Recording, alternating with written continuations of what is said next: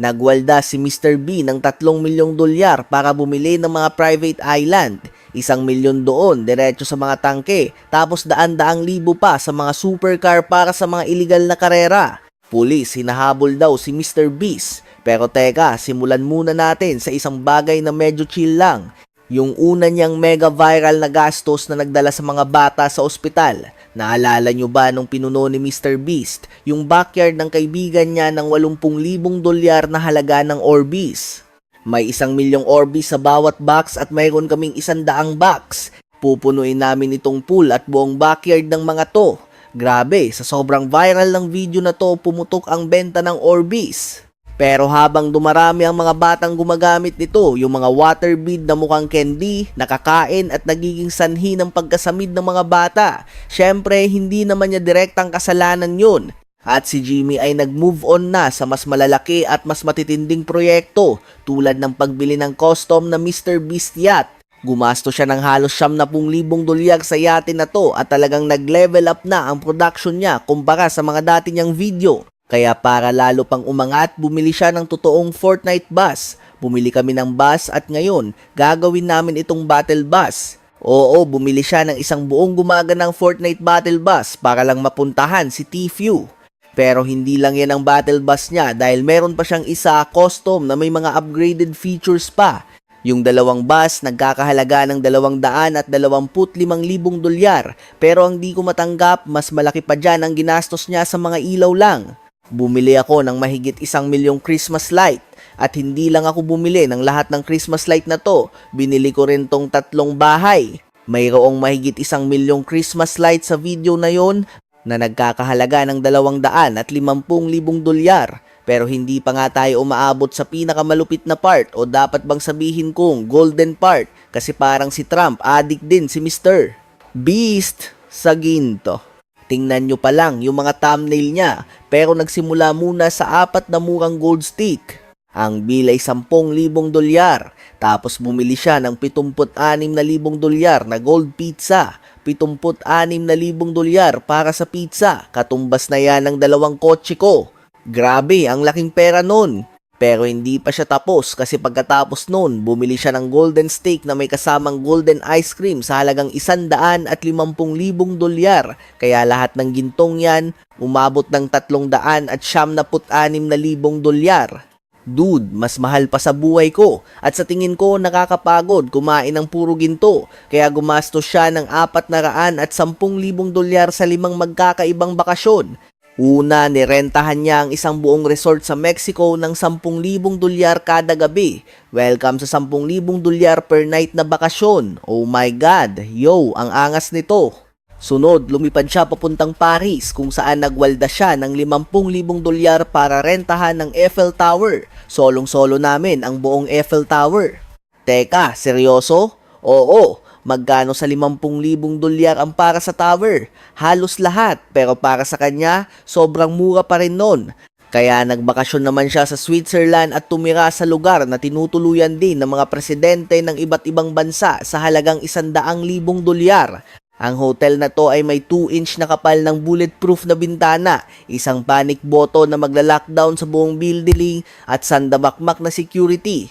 Matapos maramdaman ang pagiging presidential beast, tinapos niya ito sa Japan kasama ang GOAT ng YouTube. Sinalubong kami sa park ng tatay ng YouTube, si PewDiePie. Nakakabaliw, in-ideo niya lahat ng bakasyon na to para sa YouTube, parang di marunong magpahinga. Pero naubusan na ng ideya si Mr. Beast kung ano ang bibilhin, kaya anong ginawa niya? Nagpasya siyang bilhin ang lahat. Sa unang video, binili niya lang lahat ng laman ng isang tindahan. Ngayon, bibilhin namin ang bawat item sa store na to. Binayaran namin ang buong bill. Umabot ng parang 70,000 dolyar. Sagot na namin lahat. Tapos, 1 taon ang lumipas, nilampasan niya yung video na yon sa pamamagitan ng pagbili ng lahat ng laman ng 5 tindahan simula dito. Susunod, bibilhin namin lahat sa GameStop, bibilhin namin bawat kotse sa car lot na to. Nasa pang-4 na tindahan na kami, yada-yada. Alam nyo na ang ginagawa namin, bibilhin namin lahat. Ang panlima at huling store, Food Lion. Gumastos siya ng 538,000 dolyar sa pagbili ng laman ng 6 na tindahan na yon. Pero hindi lang mga tindahan ang kaya niyang harapin. Handa na rin siyang kalabanin ang gobyerno ng US dahil bumili siya ng 5 tangke de giyera. Ang 5 tangke na to ay literal na magpapaulan ng missile sa 500,000 dolyar na to. Ewan ko ba kung paano siya pinapayagang magkaroon ng mga tangke na kayang magpaputok ng missiles, pero siya si Mr. Beast kaya kaya niyang gawin kahit anong gusto niya. Fire! Sobrang saya nito. Sigurado akong itatabi niya yan para protektahan ang sarili niya kapag tumakbo siyang presidente. Bawat tangke ay tinatayang nagkakahalaga ng 125,000 dolyar. Ibig sabihin yung 5 ay umabot sa 625,000 dolyar. At least yung presyo may sense. Tangke, pero ang di ko maintindihan ay kung paano siya gumastos ng mahigit 700,000 dolyar sa mga plane ticket lang. Ang unang mamahaling flight ay isang 10,000 dolyar na Emirates first class seat lang. Simulan natin sa pag-alam kung anong makukuha natin. Isang tablet, isang higanteng touchscreen TV, sarili kong in-seat drink bar, snacks, walang hanggang legroom at private lounge sa likod ng eroplano. Nako, ang sarap nito. Ang 25,000 dolyar na plane ticket ay isang first class seat sa Singapore Airlines. Sa halagang 25,000 dolyar, makakakuha ka ng 2 malalaking kwarto. Ngayon lang ako nakakita ng eroplano kung saan komportable akong makakapag-jumping jack. At ang 100,000 dolyar na ticket ay isang buong private jet na sayo lang. Sa ganitong presyo, sayo na ang buong eroplano. Wow, parang yate. Ang wild nito. Hindi ka panipaniwala. Pero ang 500,000 dolyar na ticket ay isang dambuhalang Boeing 777 na pag-aari ng isang bilyonaryo, ang pinakamahal na private plane ticket sa buong mundo. At kung pagbabasehan ng square feet, mas malaki pa to sa mga bahay namin. Halos imposibleng isipin kung gaano kalaki talaga ang jet na to. Mukhang naghahanda na si Mr. Beast para sa kanyang bilyonaryong lifestyle dahil sa kabuuan, gumastos siya ng 736,000 dolyar sa mga plane ticket pa lang. Pero maniniwala ka ba na mas malaki pa ang winaldas niya para lang sa kabaliwan niya sa bricks? Noong 2019, bumili siya ng 10 milyong piraso ng Lego para lang ipangpuno sa bahay ng tropa niya. Isang kahon pa lang yan at bawat isa may laman na halos 100,000 Lego tapos sandamakmak na ganung kahon ang meron kami. Pero pagsapit ng 2020, na-realize niyang bitin pala ang brick niya. Kailangan niya raw ng mas malaki at mas mahaba pa. Kaya ang ending, bumili kami ng mga higanting Lego at binuo ang pinakamataas na Lego Tower sa buong mundo. At siguro nagtatanong kayo, paano nila na itatayo yan na parang aabot na sa ulap? May mga heavy duty kaming makinarya. Kayang-kaya nilang itayo yung mga tore kahit gaano pa kataas ang trip nila. Lahat ng legong yon umabot lang naman sa 770,000 dolyar at tinutupad lang naman niya yung pangarap ng lahat ng bata. Pero ang tunay na pagtupad sa childhood dream ng lahat ay nangyari sa sunod niyang project, ang pagpapatayo ng sarili niyang chocolate factory ni Willy Wonka. Kumpleto rekados to, may kwartong puro marshmallow, ilog at talon na purong tsokolate, isang silid para sa cake, pader na akyata na gawa sa kende at syempre, meron ding festivals room. Ang buong factory na yan ay nagkakahalaga ng 1,000,000 dolyar kay Mr. Beast. Sobrang solid ng video na to kaya sureball napapatok sa views pero sa totoo lang ang trip niya talaga ay magsugal. Nagsimula lang yung pagkahumaling niya sa sugal sa maliit na 30,000 dolyar. Gumastos daw siya ng $30,000 sa mga lottery ticket, mga scratch off, kahit ano pang itawag mo dyan. Pero di nagtagal, nawala na ito sa kontrol. Gumastos ako ng $50,000 sa scratch off tickets. Heto ang $100,000 na halaga ng scratch off tickets. Let's say, hanggang sa umabot na sa 1,000,000 dolyar ang winaldas niya na sa kabuuan, umabot sa $1.18 million ang lahat ng tinaya niya. Pero ang totoo, yung addiction niya sa sugal, may mas malalim at madilim pa palang nakaraan. May isang laro kasi na tinatawag na CS:GO kung saan pwede mong ipusta yung mga skin sa laro para manalo ng totoong pera. Isa tong butas sa batas na naging dahilan para makapagsugal ang mga kabataan. At nang pasukin ni Mr. Beast ang larong to, agad niya itong inendorso sa mga fan niyang menor de edad. Noong mayroon pa lang siyang 500,000 subscribers, kinuha siyang sponsor ng isa sa mga pinakamalalaking website ng sugalan sa CSGO na ang pangalan CS:GO Big. Ang ironic, no? Dahil sa panahong yun sa YouTube, maraming kabataan ang nahikayat magsugal pero halos lahat ng video niya tungkol dito burado na sa internet. Pero hanggang ngayon, sumisilip pa rin paminsan-minsan yung dati niyang bisyo. Sige G. Cole, kauupo ko lang pero tingnan natin kung anong mangyayari. Nako po, ginawa na ba niya ang lahat ng paraan? Pabalik na ba siya ng airport? Gano'n na nga ang itsura? O kaya nung nag-all-in siya at naubos ang 80,000 dolyar niya? Pero ang paborito niya talagang ipinupusta ay ang tagumpay ng sarili niyang mga video. Kaya naman walang problema sa kanya na magwaldas ng mahigit 1,000,000 dolyar para lang sa mga hotel room. Isipin mo, para sa 1,000,000 dolyar kusa siyang natulog sa isang kuweba. Sa atin lang talaga tong buong kuweba. May mga paniki kaya rito. Sunod, sa isang palasyo sa ilalim ng dagat naman na nagkakahalaga ng 10,000 dolyar. Nandito tayo sa isang kwarto sa pinakailalim ng karagatan. Wow, tignan nyo yung mga isda. Ang astig ng isdang yun ah. Tapos sa isang pribadong isla naman na halagang 50,000 dolyar. Akala ko yung 50 grand na yun para sa isang isla lang. Ilan lahat ang kasama? 14. Bukod sa 14 na isla, meron pa kaming 12 bahay, 5 swimming pool at 100 at 10 staff na nag-aabang para pagsilbihan kami. Hanggang sa umabot na siya sa isang mansyon sa New York na 1,000,000 dolyar ang bayad kada gabi. Ang lugar na to, may 6 na diamond stars. Ang goal namin ay bigyan kayong lahat ng experience na parang 1,000,000 dolyar sa susunod na 24 hours. Robot ba yon? Wow! Sulit na to sa 1,000,000 dolyar para sa akin. Ngayon, ang huling kastilyo na tinuluyan ni Mr. Beast ay ang Oha Castle. At ito ang pangatlo sa pinakamalaking mansyon sa buong US. Pero ang totoo, pwede ka ring tumuloy dyan sa 3-star hotel na yan sa halagang 300 dolyar lang. Lahat ng hotel room na yan ay umabot sa kabuang 1.3 million dollars. Pero dito sa sunod niyang ginastos, dito talaga bumilib ang lahat dahil inilunsad niya ang Team Seas para tumulong sa paglilinis ng karagatan. Sa bawat dolyar na idodonate, 1 libra ng basura ang aalisin sa dagat. Si Mr. Beast mismo nag-donate ng $100,011 para sa fundraiser at nakalikom sila ng mahigit 30 milyong dolyar. At kung nagtataka kayo kung bakit may butal pa yung donasyon niya, simpleng trip lang yon para malampasan niya si Mark Rober sa leaderboard. Inilunsad din niya ang Team Trees na nagtanim ng 1 puno sa bawat dolyar na donasyon kung saan nagbigay siya mismo ng 200,000 at 1 dolyar at nakalikom sila ng mahigit 20 milyon. Pero hindi lang sa paglunsad ng dalawa sa pinakamalaking fundraiser sa kasaysayan natapos ang lahat. Nagpagawa rin siya ng 100 balon para magkaroon ng malinis na inuming tubig ang mga tao sa Africa at pinagamot ang 1,000 taong bulag. At dahil hindi naman niya madalas gamitin ang sarili niyang pera, ang kabuuang gastos para sa mga video niyang may mabuting hangarin ay nasa 1.3 million dollars. Pero kung tatanungin nyo kung ano ang paborito niyang paggastusan, simple lang, mga pagsabog. Mula pa nung simula ng karir ni Mr. Beast, laging may pasabog sa mga content niya. Pero di nagtagal, nag-level up siya at isang higanteng Minecraft creeper naman ang pinasabog. Palapit na ng palapit, anumang oras sa sabog na to. Nako po, nagpasabog ng kotse gamit ang fireworks.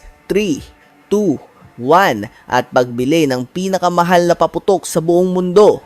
Ilulunsad na natin ang pinakamalaking paputok na kailan may nasaksihan sa buong kasaysayan ng mundo.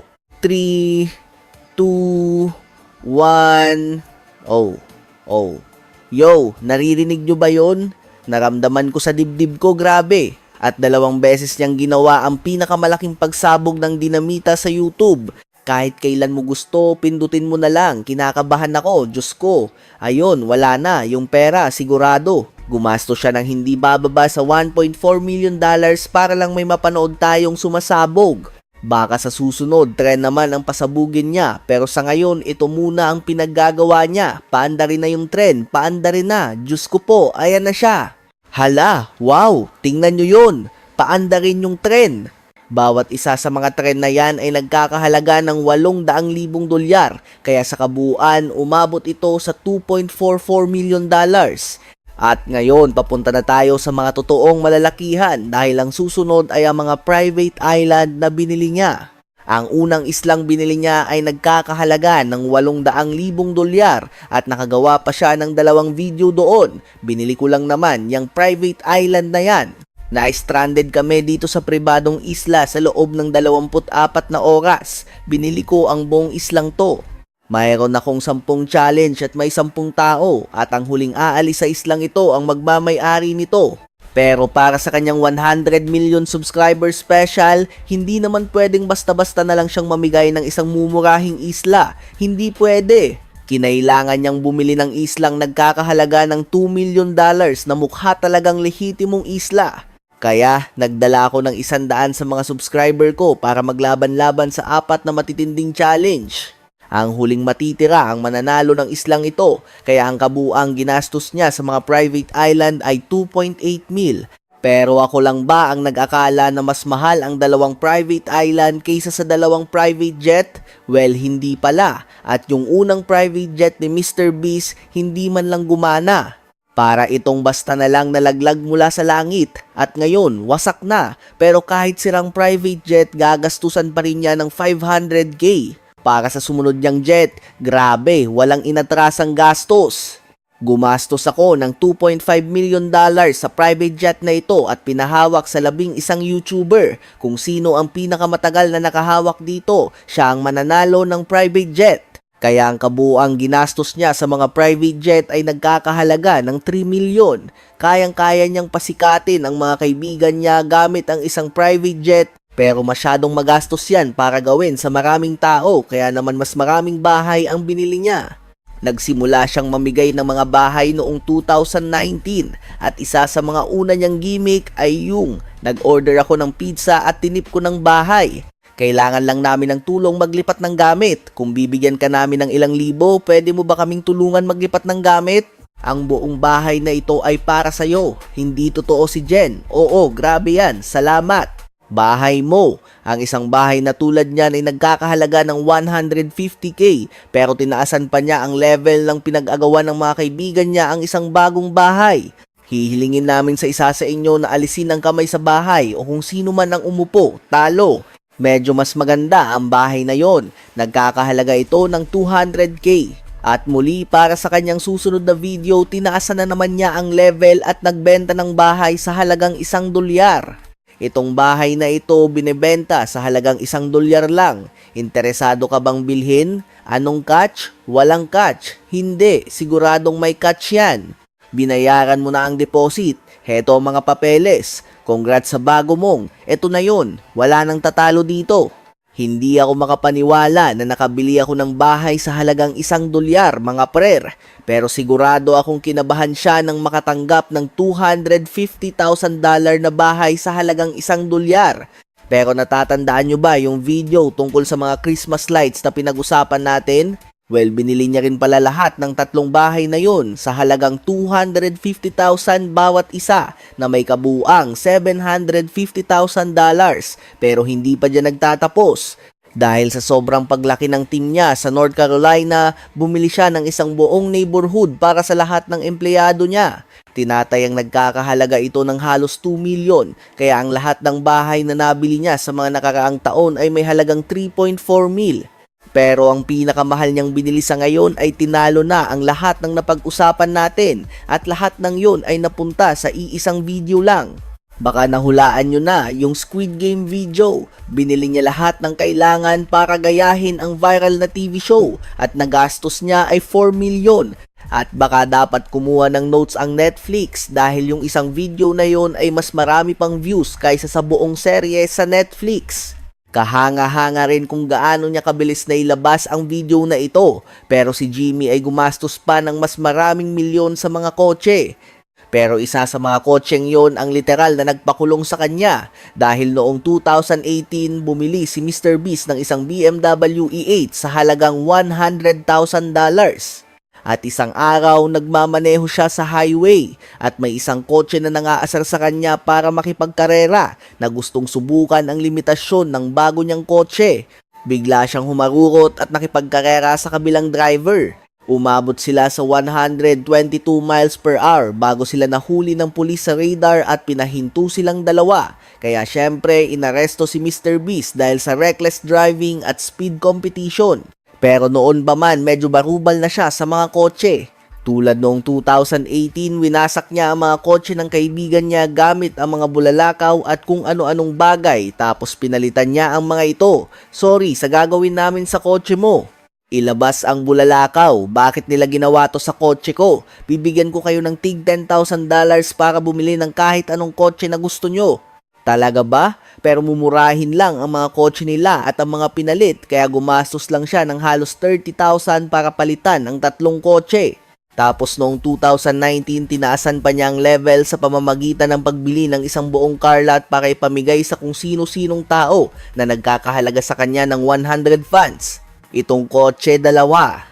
$2 na lang ngayon, $2. Sige, baratin mo pa, $1 na lang, $1. Tama na, 50 cent, 50 cents na ang pinakamababa kung kaya. Sabi ng finance, kung kukunin mo ang kotse na ito, bibigyan ka namin ng $1,000. Bibigyan ka namin ng 150 at isang kotse, 1,500. Kunin mo, iwan mo. Sa tingin mo ba patas na deal yan? Astig na deal yan. Sige. At kilala nating lahat si Mr. Beast. Palala ng palala ang kabaliwan, kaya para magdagdag ng kakaibang gimmick sa tema ng kotse, 2 beses siyang nagkabit ng jet engine sa isang kotse. Heto na, ay sobrang bilis, tumama sa gilid ng bus, naku po, oo. Anong nangyari? Yung unang customer nanalo ng 100k at yung pangalawa ay 150k na may kabuuang $250,000 para sa mga jet car. Pero barya lang yan para kay Jimmy dahil para sa kanyang 40 million subscriber, ginawa niya ang hindi inaasahan. Ngayon, ibibigay ko sa aking 40 million subscriber ang lahat ng 40 kotseng ito. Lahat ng kotseng yon ay nagkakahalaga ng kalahating milyon pero mga kung ano-anong kotse lang yon. Ang pangalawang paboritong kotse ni Jimmy ay Tesla at nakapamigay na siya ng kabuuang 30 Tesla sa sandamakmak na iba't ibang video. Ang huling umalis sa kotseng ito, sa kanya na ito. Gusto mo bang pumasok sa bago mong kotse? Hindi ako makapaniwalang nanalo ako ng Tesla. Gumastos siya ng 1.2 million sa mga Tesla na yan. Mahuhulaan mo ba kung ano ang paborito niyang kotse na ipamigay para sa clickbait? Mas gugustuhin mo ba ang totoong Lamborghini o mas gugustuhin mo ang isang bahay? Magkakaroon tayo ng karera ng Lamborghini at kung sino man sa inyo ang manalo, sa kanya na ang Lamborghini. Eto na ang pinakamalaking shredder sa buong planeta at isang Lamborghini ang iuhulog natin dyan. Totoo to, may Lamborghini kami at ipamimigay ko, kaya wag kang kukurap at tapusin mo tong video. Ang pinakamurang Lambo ay nagkakahalaga ng $200,000 at nakabili na siya ng 12 iba't ibang Lambo para sa videos. Ibig sabihin, gumastos na siya ng $2.4 million para lang sa mga Lamborghini. Kung susumahin mo lahat ng mga kotseng yan, gumastos ang loko ng 4.61 million sa mga sasakyan pa lang. Grabe, ibang klase. At least yung mga kotse niya di mananakaw, di tulad nitong susunod sa listahan. Kasi kung di nyo alam, si Mr. Beast ay may tinatayang 2.2 million na halaga ng Bitcoin. Pero isang araw muntik nang mawala lahat, may nanloob at tinangay lahat ng damit ko. Kinuha rin niya yung Bitcoin ko noon, kaso engot siya. Kasi may laptop ako na ganito, doon lang mismo nakasulat yung private key ko. Malay ko bang may magkaka-interest doon? Isang Bitcoin private key lang naman, ano ba yan? Tapos tinakaw niya yung laptop ko. Pagpasok ko, hinanap ko, wala na. Sabi ko, shit naman. Tapos takbo agad ako sa desktop ko na hindi naman nila tinangay pero yung laptop ko. Inopen ko yung private key ko doon habang umiiyak na. Sabi ko sa sarili ko, wala na, to, finish na. Mga $2 milyong yon. Lahat ng pera ko sa buong buhay ko noong mga panahong yon. Tapos hagulgol na talaga ako habang naglo-load at sobrang lakas ng kabog ng dibdib ko. Dasal ko, sana andyan pa, tapos boom, nandoon, buong buo, nilipat ko agad-agad. Grabe, yung magnanakaw na yun, sobrang. Buti na lang walang nawala sa kanya, pero hindi lang yan ang nag-iisang investment niya sa cryptocurrency. Bumili siya ng isang buong warehouse sa halagang 2 milyon para lang magmina ng cryptocurrency. Kaso ang masaklap, base sa mga naririnig ko, hindi sulit yung gastos sa warehouse at kuryente kumpara sa crypto na nakukuha niya, kaya lugi siya, malaki ang nalugi sa kanya. Si Mr. Beast ay may isa pang warehouse na sobrang mahal na kayang-kaya niyang gawin kahit anong video na pumasok sa isip niya. Itong warehouse siksik sa mga opisina at studio recording spaces. Ilang palapag to, totally soundproof at puno ng sprinklers. Mayroon ding 100 iba't ibang kamera na nakakalat sa buong warehouse para makuha ang bawat anggulo at lahat ng nangyayari para sa videos niya. Walang kahit isang magandang reaction na makakalusot sa kanya, pero lahat ng espasyo at gamit na yan may presyo. Magkano ba talaga ang halaga ng mga building na yan? Yung malaking studio doon, medyo mahigit 10 milyong dolyar. Yung luma naman, simbahan dati na nirenovate lang namin, siguro mga 1.3 milyon yon. So okay, 11.3 million dollars para sa mga building. Oo, ayoko nang alamin yung kabuuan. Alam mo? Gusto ko lang gumawa ng pinakamagandang video na posible at minsan kailangan kong gumastos.